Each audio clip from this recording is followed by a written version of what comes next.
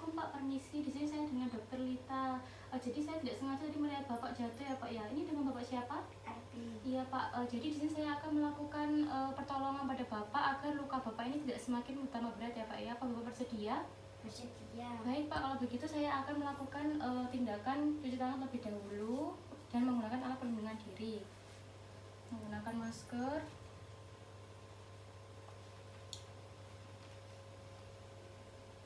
Dan handscoon yang steril.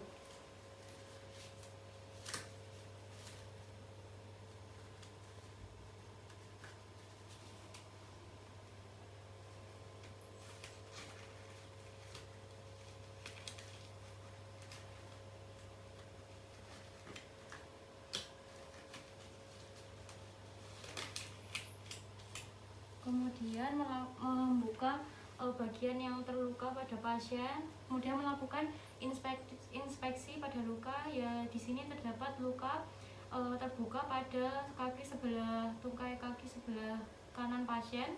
Kemudian pada palpasi didapatkan krepitasi, nyeri Pak. Ya, dapatkan krepitasi dan nyeri. Kemungkinan terjadi fraktur pada pasien. Kemudian selanjutnya menilai neurovaskular. Pak, silakan digerakkan dulu kakinya, bisa nggak yang sebelah sini? Oh, bisa, ternyata range of motionnya masih ada. Kemudian memeriksa bagian distal, vaskularisasi bagian distal. Oh iya, masih ada vaskularisasinya. Kemudian melakukan disinfeksi pada pasien menggunakan disinfektan. Karena ini kondisi darurat, jadi dengan alat seadanya dengan menggunakan kasa, disinfektan. Kemudian setelah itu melakukan pembebatan pada pasien dengan menggunakan bebat yang sesuai. Saya menggunakan elastic bandage. Ini sih ya Pak ya, ini diletakkan sesuai posisi yang anatomis, kemudian dibebatkan hingga menutupi luka pasien dan jangan sampai terlalu seret atau terlalu kuat ikatannya. Kemudian melakukan evaluasi pada pasien. Pak, ini bebatnya terlalu kencang atau tidak? Tidak ya? Sudah ya?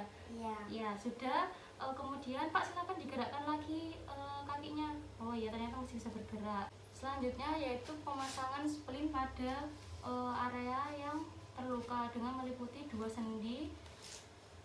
Ya, seperti ini. Kemudian dilakukan pembebatan pada splintnya.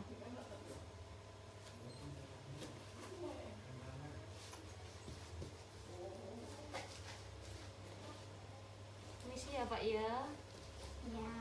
Nah, ini dilakukan pembebatan sampai di atas ya, sampai tertutup semua. Ya, setelah dilakukan pemasangan splint dan kemudian dibalut dengan elastic bandage atau bisa menggunakan tali biasa, melakukan evaluasi pada kaki pasien. Pak, silakan bergerak dulu kakinya. Oh, masih bisa bergerak, berarti neurologisnya bagus. Kemudian memeriksa vaskularisasi, ternyata masih ada pulsasinya. Kemudian memeriksa, Pak, di sini bebannya terlalu kencang atau tidak? Tidak ya Pak ya. Kemudian bebannya ini sudah bagus dan tidak mudah terlepas. Selain memeriksa pulsasi dan selain memeriksa neurovaskularisasi di bagian distal, juga diperiksa di bagian proksimal dari luka. Apakah masih terasa tidak Pak ini Pak? Sentuhan saya. Terasa. Oh iya, berarti neurovaskularisasinya bagus di bagian proksimal dan distalnya. Nah, selanjutnya melakukan KI pada pasien. Pak, jadi ini saya melakukan bidah ini, jadi Bapak nanti gerakan di area yang terluka ini jangan terlalu banyak ya Pak ya, untuk agar lukanya ini tidak semakin parah gitu ya Pak ya. Iya.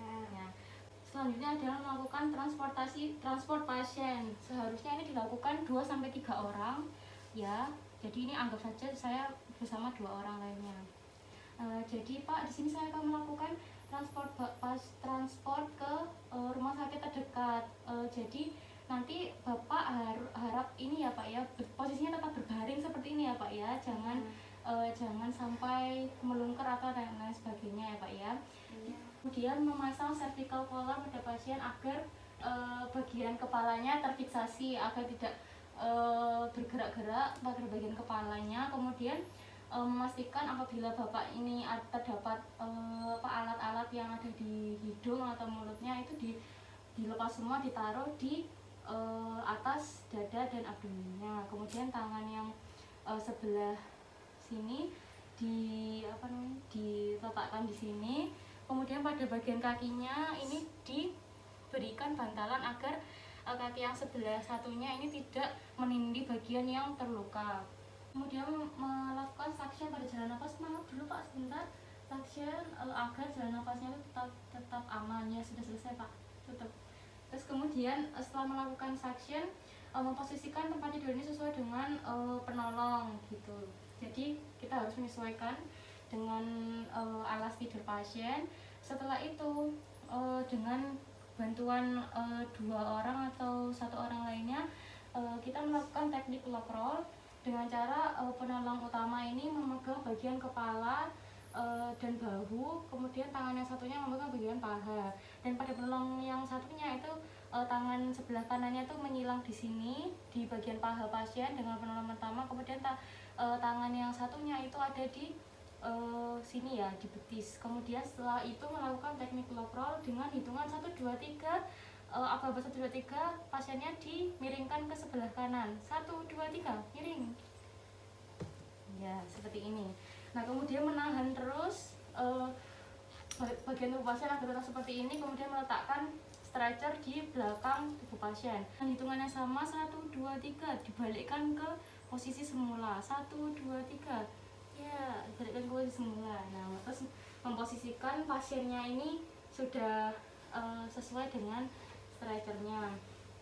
Ya, seperti ini. Setelah selesai, kemudian memindahkan bantal, kemudian meletakkan pasien dengan posisi yang anatomis. Pak, gini terus ya, diusahakan nanti kaki yang sebelah sini tuh gerakannya sedikit saja, jangan bergerak-gerak terus ya Pak ya, sampai tiba di rumah sakit ya Pak ya. Iya. Ya, terima kasih atas kerjasamanya Pak. Kemudian melepaskan sarung tangan dan membersihkan diri.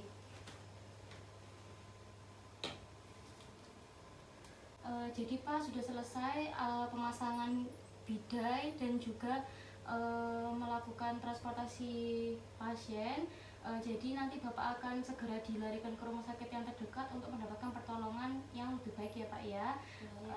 Jangan lupa kakinya terus seperti ini, dan semoga cepat sembuh. Dan kesembuhan itu asalnya dari Allah ya Pak ya. Saya hanya membantu untuk meringankan sakit yang ada di kaki Bapak. Terima kasih Pak. Assalamualaikum. Waalaikumsalam.